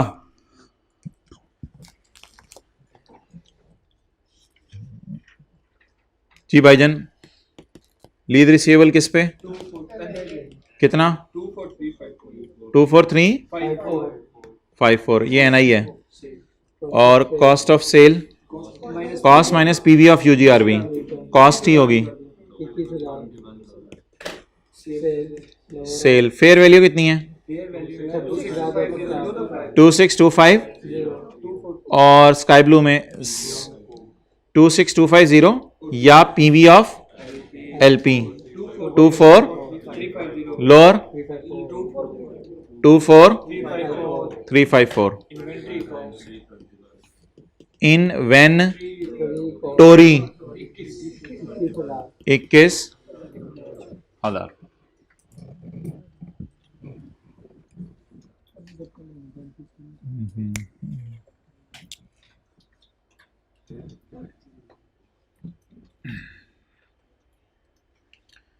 What makes a man perfect? Oh, Zabardast.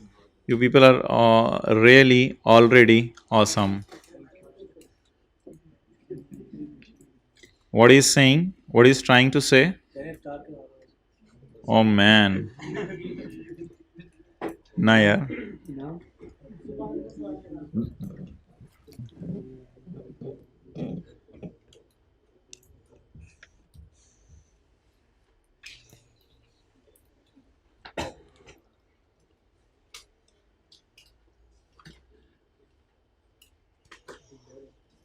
चलें जी, सिर्फ मुझे दो चीज़ें बता दें, कॉस्ट और फेयर वैल्यू। जल्दी करें, कैलकुलेटर पकड़ें। कॉस्ट और fair value, past paper question 9 है ये।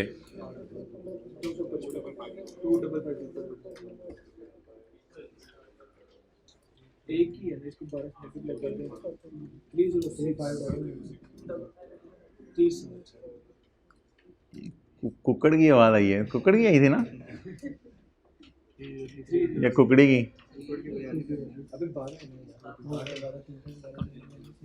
Square limited is a dealer of electronic items. अच्छा मुझे बताएं, ये डीलर है इलेक्ट्रॉनिक आइटम का, तो दुकान पे सेल परचेज करता होगा या बना के बेचता होगा? सेल परचेज करता होगा। अगर दुकान पे सेल परचेज करता होगा तो जो इलेक्ट्रॉनिक आइटम्स है वो लोकल बाइंग भी करता होगा और इंपोर्टेड बाइंग भी करता होगा। अब सवाल बता देगा लोकल बाइंग की है या इंपोर्टेड बाइंग की है, जहां मर्जी से बाइंग की है। SL acquires refrigerator of a particular होता model from a manufacturer at a discount of 15% on retail price of 3 lakh. अब रेफ्रिजरेटर स्क्वायर एक डीलर है, वो एक्वायर करते हैं रेफ्रिजरेटर फ्रॉम अ मैन्युफैक्चरर। अपने समझने के लिए नाम नहीं लिखा हुआ इसलिए मैं पेल लिख रहा हूं ताकि मुझे बात घर में अकेले में बैठ के आसानी से समझ आ जाए। स्केयर मेरा नाम है, मैं डीलर हूं, मैंने सड़क पे दुकान खोल ली है चौक के ऊपर। चौक के ऊपर मैं दुकान इसलिए खोल सकता हूं कि मैं मैन्युफैक्चरर नहीं हूं, मेरी कौन सी लेबर आनी है और मोटरसाइकिलें खड़ी होनी है, मेरे तो ग्राहक आया करने हैं दुकान पे।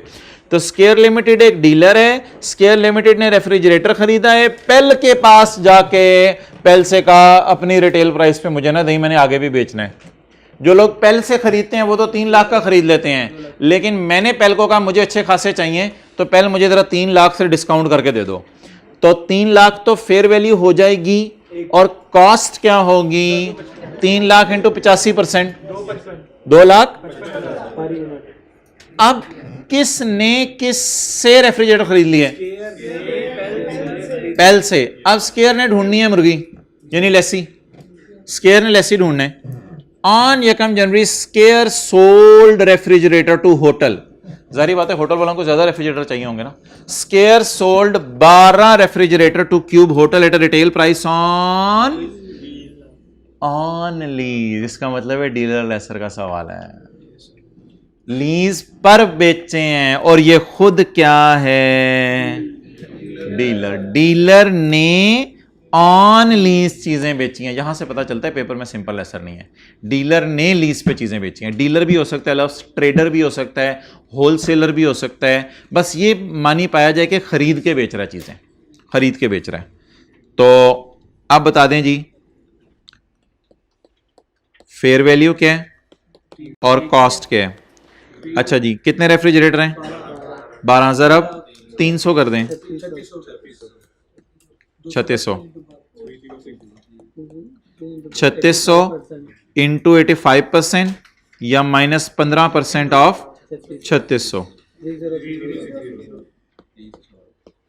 3060। क्लियर। इस सवाल पे आपने हाथ नहीं डालना, इस सवाल पे अगले महीने या उससे अगले महीने में हाथ डलवाऊंगा, क्योंकि इसमें रेंटल मिसिंग है और इसमें आगे एक और कॉन्सेप्ट भी है जो भी हमने क्लास में पढ़ा नहीं हुआ। तो इस सवाल पे आपने हाथ नहीं डालना, लेकिन ये सवाल मैंने आपको ताज़ा इसलिए रिवाइज करवा दिया कि उसके ऊपर आपने लिख लिया क्वेश्चन बैंक के क्वेश्चन 9 जैसा है, ताकि आपको ये बात याद रहे कि डिस्काउंट की परसेंटेज यहाँ गिवन थी, लेकिन डिस्काउंट के बाद कॉस्ट गिवन नहीं थी।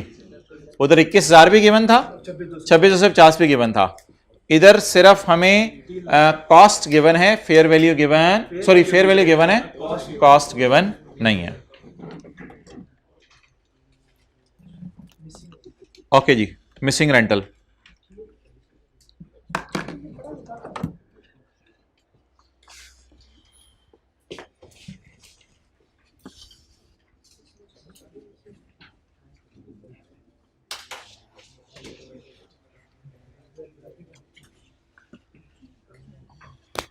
अच्छा, सवाल में पता कैसे चलेगा रेंटल मिसिंग है, दिया नहीं होगा। एक्सेलेंट, मैं ये सुनना चाह रहा था मैं, कोई सादा जवाब भी होता है किसी बात का। अब सोचने लगे थे वैसे ये बात तो सही है, कैसे पता चलेगा रेंटल मिसिंग है, दिए नहीं होंगे। अच्छा, और एक और चीज सवाल में कभी नहीं दी होती, इंटरेस्ट रेट कैसे पता चलेगा, गिवन नहीं है, दिया नहीं होगा। तो सवाल में इंटरेस्ट रेट, अब ये आपने अपनी जो है वो किताब के ऊपर खूबसूरत करके लिखना है, बल्कि मैं ऐसा करता हूं मैं वहां पे लिख देता हूं ताकि हमारे रिकॉर्ड में चीज रहे। तो खूबसूरत करके आपने ये हेडिंग देनी है, heading they missing rentals and missing interest rate, missing rentals and missing interest rate. ये किताब पे कहीं हेडिंग दे दें शुरू में कहीं,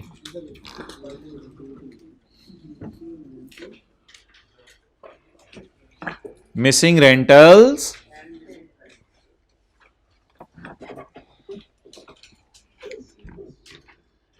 मिस का नाम मिस इंग,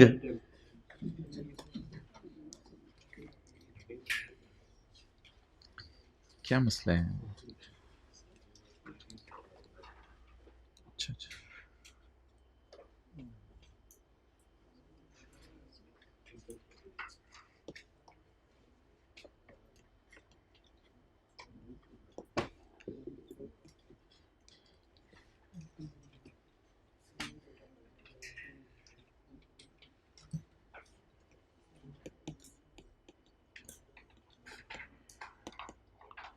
मिसिंग रेंटल स्लैश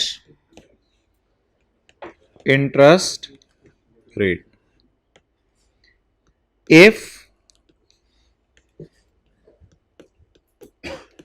साथ साथ लिखें, if these are missing, these दोनों तो नहीं मिसिंग हो गए, दोनों में से एक ही मिस होगा कोई। If these are missing in question of lessee or lesser, if these are missing in question of lessee or lesser, you will use following formula of lesser, you will use following formula of lesser। चाहे लेसी के सवाल में rate missing हो, चाहे laser के सवाल में rate missing हो, फॉर्मूला आपने लेसर का यूज करना है और डाटा आपको लेसर का दिया होगा, डाटा आपको लेसर का दिया होगा। चाहे सवाल लेसी का हो, चाहे सवाल लेसर का हो, फॉर्मूला किसका यूज करना है? लेसर का। फॉर्मूला है जी fair value plus IDC of lessor is equal to PV of LP plus PV of UGRV.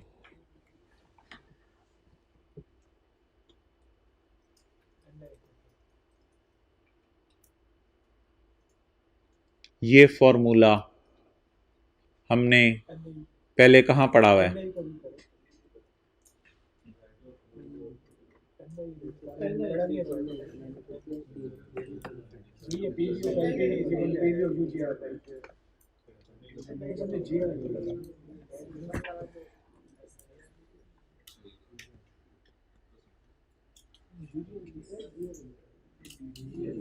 PV of lease payment, भाई लीज पेमेंट में तो जीआरबी खुद ही आ जाती है ना। पीवी ऑफ एलपी में तो, पीवी ऑफ एलपी में तो डाउन पेमेंट, रेंटल, जीआरबी सारे हैं ना भाईजान। ये फॉर्मूला ना पेज 65 पे हमने पढ़ा हुआ है, पेज 65 पे। ये आपको पता है एंट्रीज आपस में इज इक्वल टू होती हैं, डेबिट और क्रेडिट, डेबिट और क्रेडिट आपस में इज इक्वल टू होते हैं। मैंने यही तो फॉर्मूला लिखा है, मैंने यही तो फॉर्मूला लिखा है। Fair value plus IDC of laser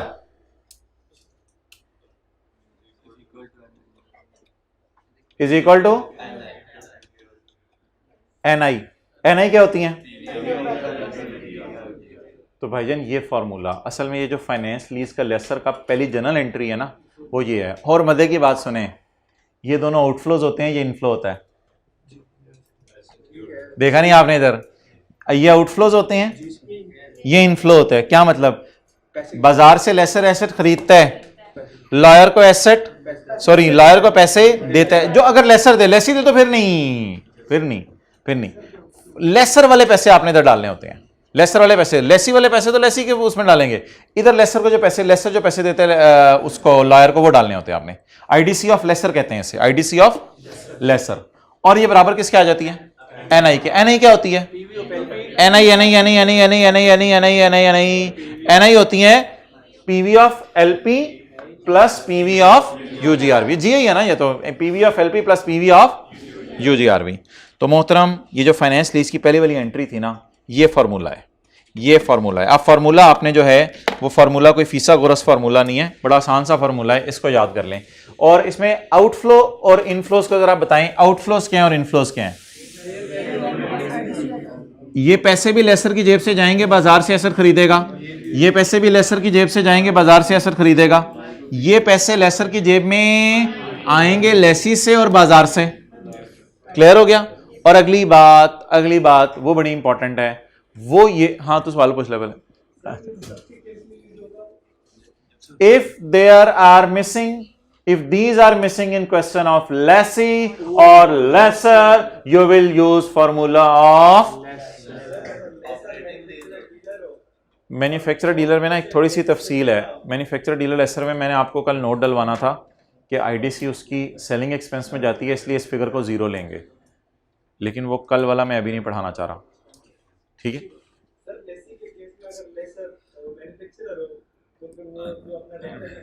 बस बस बस अभी छोड़ दो ना, छोड़ दो। जिस तरीके से मैं लेके चल रहा हूं उस तरीके से पहले चलो, इसकी सारी आगे चीजें मत देखो। लेसी या लेसर के सवाल में हो सकता है मैंने इसमें नीचे और चीजें डलवानी हो, नोट डलवाना हो, स्टार डला के और चीजें बतानी हो, अभी सबर। तो अब बता दें जी, लेसी और लेसर के सवाल में अगर कभी रेंटल मिसिंग हो तो फॉर्मूला किसका यूज होगा? इसलिए आईडीसी भी लेसर की, और फेयर वैल्यू तो पता ही लेसर को होती है। और लेकिन पेपर में पीवी ऑफ एलपी और पीवी ऑफ यूजीआरवी। क्लियर? अच्छा जी, एक बात कर दूं,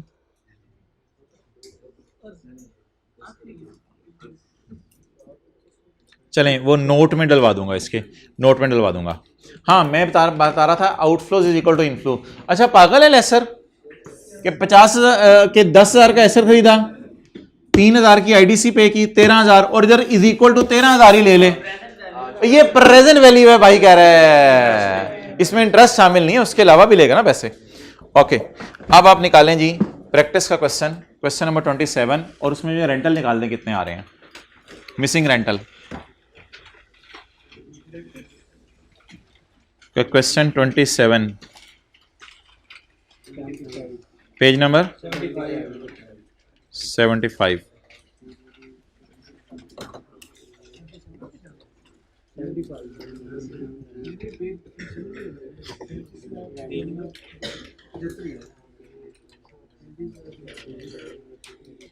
क्वेश्चन 28 कर दें जी, क्वेश्चन 28। हिम्मत, हौसला, जज्बा।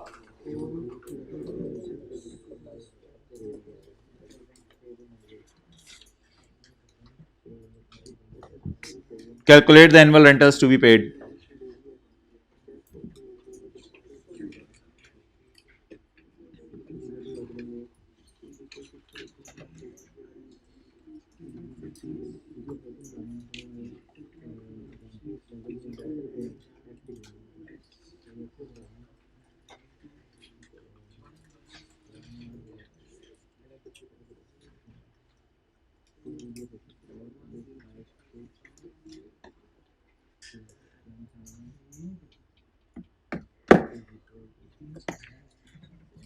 फॉर्मूला देख लेना।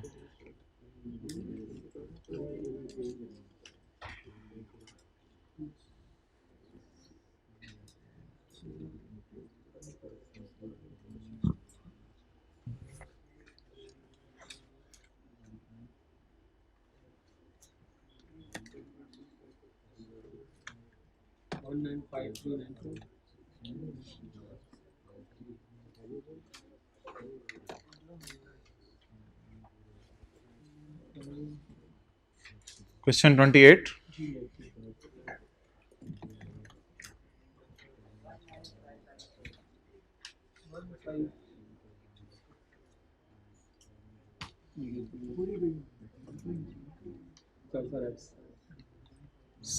Sulphur X. अच्छा हाँ जी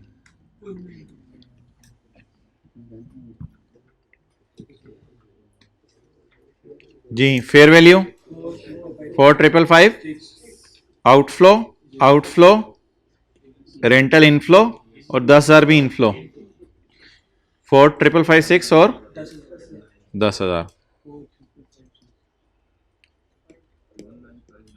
4,556 और plus 10,000 is equal to rental को एक्स की जगह मैं आर लिख रहा हूं, आर रेंटल, आर इंटू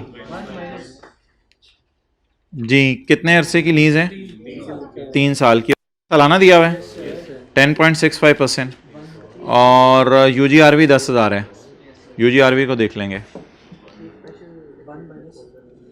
आप थोड़ा सा साइड पे तशरीफ़ ले जाएं, हमारे मेहमान आ रहे हैं जी, मैं जा रहा हूं जी, बताएं जी।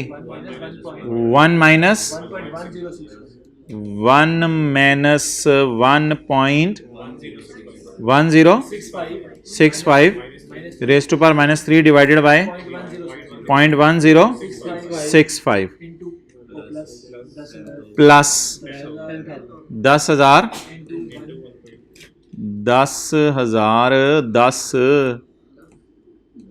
10 ना यार 10,000 into 1.1065 raise to power -3। X लिया था रेंटल को या आर लिया था, एक्स, आर कितना आ गया 19,594।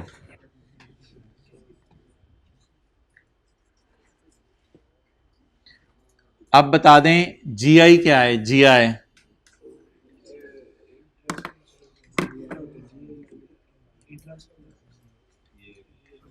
क्या?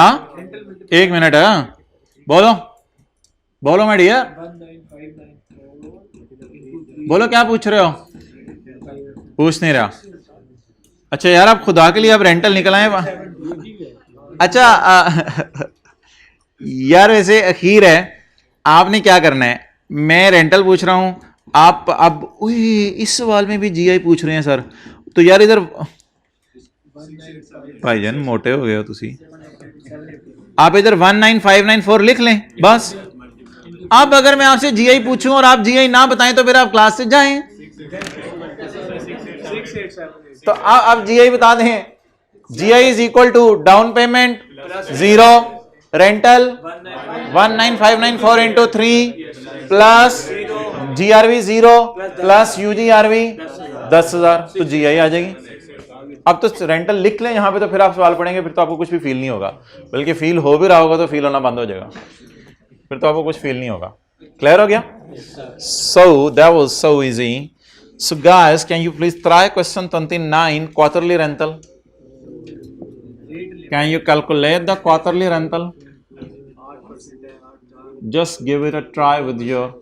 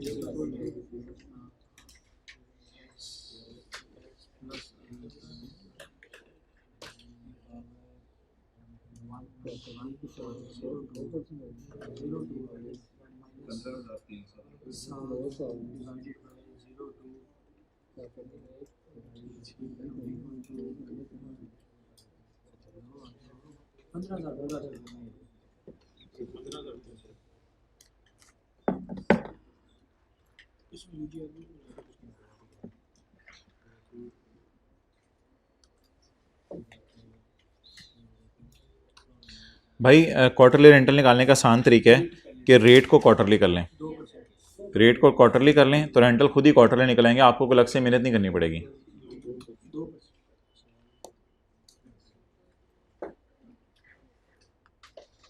जी, fair value plus IDC is equal to PV of LP plus PV of UGRV. जी, fair value 1120 IDC of lessor, IDC of lessor डालनी है यहाँ, सॉरी मैं ये पूरा लिखा नहीं, आईडीसी ऑफ लेसर। अच्छा जी, कितनी किस्तें हैं? 2 साल हैं। 1 साल में कितने क्वार्टर? 4। 2 साल में 8 क्वार्टर। 8 क्वार्टरों में से 1 क्वार्टर आपका हुआ, अच्छा सॉरी वो रहने वाले हैं। 8 क्वार्टरों में से 1 क्वार्टर का तो डिस्काउंट नहीं करना, पीछे कितनी बच जाएंगी? 7 बच जाएंगी। तो इसको पहली वाली को ले लें आर, और दूसरी वाली भी आर ही होती है, यानी 10,000 10,000 मिसाल के तौर पे अगर 10,000 कराए तो 10,000 10,000, तो 1 माइनस 1.02 रेस टू पार एक आर तो वो पड़ा हुआ है ना, तो ये अब 7 टाइम्स आर होंगे, raise to power minus divided by 0.02। अच्छा, plus PV of UGRV 15,000 quarterly rental है। तो लिखें क्वार्टरली रेंटल निकालने होंगे तो रेट भी क्वार्टरली यूज करेंगे। मैंने लिखवाया क्वार्टरली रेंटल निकालने होंगे तो रेट भी क्वार्टरली रेंटल निकालने होंगे तो रेट भी क्वार्टरली यूज करेंगे।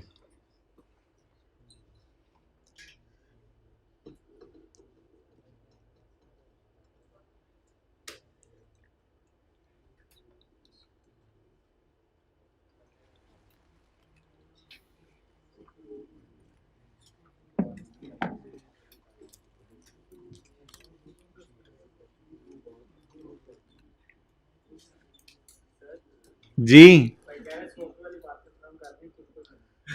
100 रुपये वाली बात उनको देने जो कल की क्लास में बैठे हुए थे और आज नहीं आए और कल आएंगे।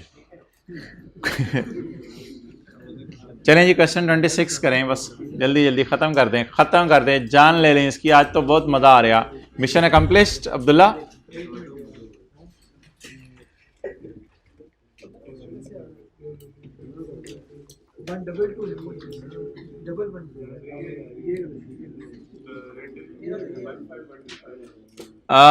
कौन सा सवाल? 29 नहीं, 26वां। क्या 29 हो गया ना? 15,000 नहीं आ रहा? 7 इस्तेमाल कर रहे हैं, 8 निकल होंगे। अच्छा ठीक है, तो ये पहली किस्त होगी, इसको डिस्काउंट नहीं करना, तो कितनी किस्तें बच जाएंगी? 7 किस्तों को डिस्काउंट करना है, ये था बस। अच्छा, तो क्या क्वेश्चन 29 की अभी तक जान ले रहे हैं? ले लें जान।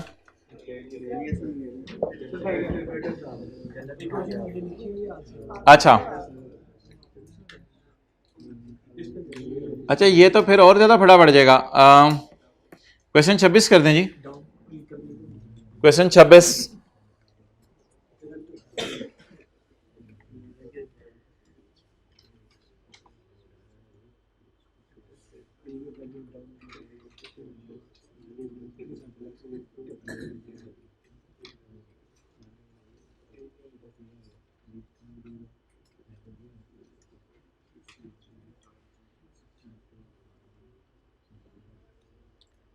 थामे तो सही हिम्मत है कैलकुलेटर, फिर ही आगे कुछ होगा ना, तो थाम ही नहीं रहे कैलकुलेटर। अच्छा, फॉर्मूला लिख रहे हैं पहले, ठीक है।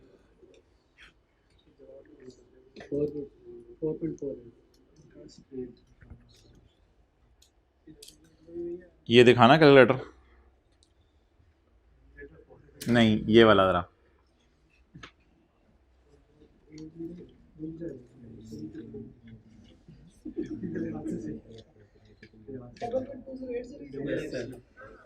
ये लो पकड़ो।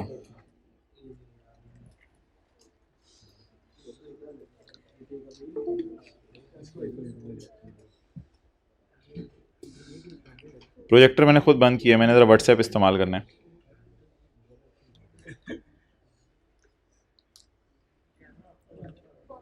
नहीं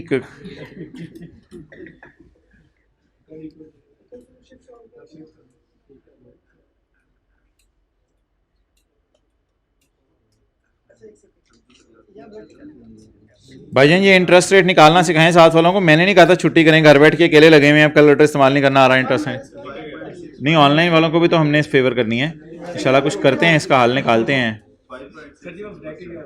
भाईजान ये अब्दुल्ला भाई, ये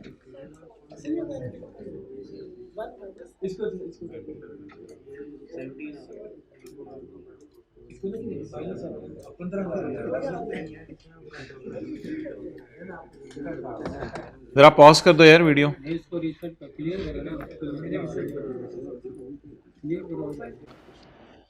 पहले जरा फॉर्मूला बता दें क्या है। Fair value plus IDC of lessor बाजी। जी फेयर वैल्यू बोलें 50,000, IDC of lessor is equal to PV of LP plus PV of UG RV। Down payment 10,000, 10,000, rental 15,000। आगे GRV हैं और UGRV भी हैं या खाली UGRV हैं? खाली UGRV हैं। अच्छा, 15,000 इंटू 1 माइनस 1.x। इस तरह तो नहीं लिख के ऐसे कैलकुलेटर पे आता, 1.x लिखे तो कुछ नहीं आएगा। मैं बस चलो ऐसे ही लिख रहा हूं 1.x, ऐसे ही अपने समझने के लिए, raise to power -3 divided by .x। इस तरह कैलकुलेटर पे नहीं लिखना, मैं वैसे जरा क्वेश्चन लिख रहा हूं आपके सामने, समझ रहे होंगे आप बात को। तो मैं ऐसे ही आपके सामने .x से मतलब है रेट लिख रहा हूं, जैसे 4% है या 5% है।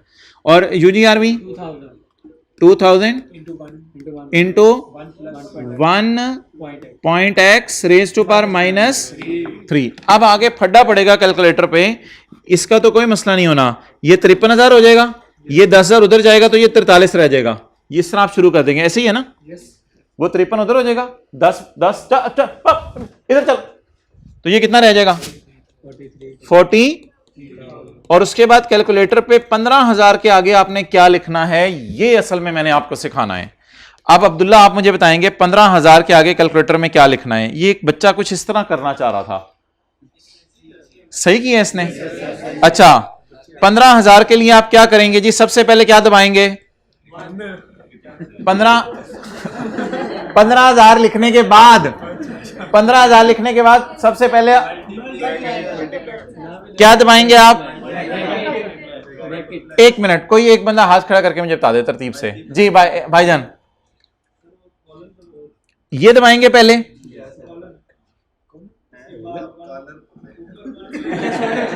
अच्छा, कोई इधर आ जाए, इधर आ जाना, इधर आ जा। 15,000 दबाने के बाद क्या दबाना है कैलकुलेटर पे? हाँ अब्दुल्ला इधर आ जाना। ब्रैकेट खोलेंगे, ब्रैकेट खोलना बताओ जरा कैसे खोलते हैं ब्रैकेट। ये पहले ये दबाएं जी, बिस्मिल्लाह पढ़ें, ये दबाएं। आगे इसके बाद क्या दबाएं? ये वाला दबाएं, थोड़ा इधर हो जाना। ये वाला दबाएं, इसके बाद 1 दबाएं, ये वाला 1। तरतीब सुनते जाएं, ये वाला, ये वाला, ये वाला। फिर क्या दबाएं? माइनस। फिर क्या दबाएं? ऐसे ऐसे चले ना, दबाने भी तो देना। माइनस के बाद ब्रैकेट दबाएं, ये वाली अच्छा एक और दफा ये वाली दबाएं, फिर 1 दबाएं, फिर प्लस दबाएं, फिर अल्फा दबाएं, फिर क्या करें? ब्रैकेट क्लोज कर दें। एक मिनट, एक्स आ जाएगा। ओके, एक्स आ जाएगा। फिर अल्फा दबाएं। अच्छा, फिर वो खुद ही हो जाएगा। फिर ब्रैकेट क्लोज करनी। अच्छा, इसके बाद क्या करना है? ये रिप्ले का बटन दबा। पावर किधर है? ये दबाएं, रेज़ टू पावर -3। अच्छा, अब ये यहां तक हो गया। ये नीचे वाला रहता है, उसके लिए क्या दबाना है? नीचे वाला बटन। फिर अल्फा दबाने दोबारा, और फिर कौन सा वाला? एक्स, ये वाला। अच्छा चलो, अब ना आप अपनी उंगली रखें और सारी चीजें तरतीब से बतानी है। सारी चीजें तरतीब से अब चुप रहे सारे, तरतीब से। पहले 15,000 लिखना, 15,000 लिखना है, फिर उसके बाद ब्रैकेट, फिर फिर फ्रैक्शन फ्रैक्शन 1 प्लस माइनस, फिर ब्रैकेट, फिर ब्रैकेट, फिर 1 फिर प्लस अल्फा एक्स, फिर एक और ब्रैकेट दोबारा, फिर एक और दबाना है, फिर पावर माइनस 3, ब्रैकेट बंद करा। अच्छा, नीचे ये दबाना है, रिप्ले दबाना है, फिर अल्फा एक्स, फिर ब्रैकेट बंद, आगे करके फिर ब्रैकेट बंद। ये बड़ा अच्छा आपने बताया, आगे करके ब्रैकेट, आगे किए बगैर उन्होंने ब्रैकेट बंद कर देनी थी। सही हो गया। अब उसके बाद 2000 को करा दे, 2000 को डिस्काउंट कराने सिंपल। 2000 तो थोड़ा सा मजे करने दे। 2000 आगे bracket, sir bracket 1 plus alpha x, फिर ब्रैकेट बंद, फिर ये ब्रैकेट क्लोज करा। होगी नहीं है, दबा इसको। शेप कैलकुलेटर कितनी देर? कैलकुलेटर 15 सेकंड पॉज पे चला जाता है शायद। ठीक है, 15 सेकंड पॉज पे चला।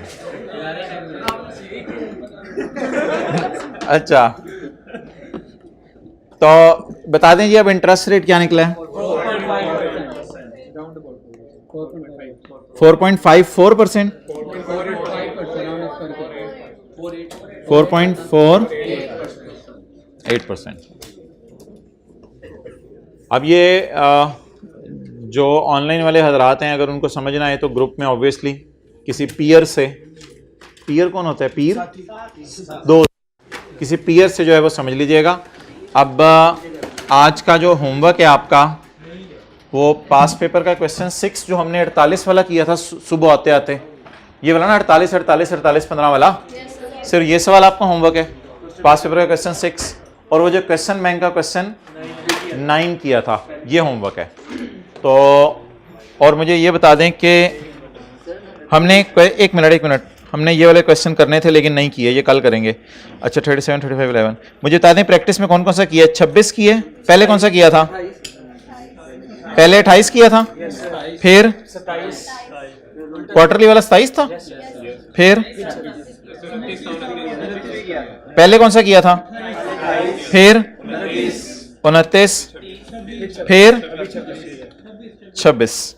ठीक है, तो ठीक है, अल्लाह हाफिज।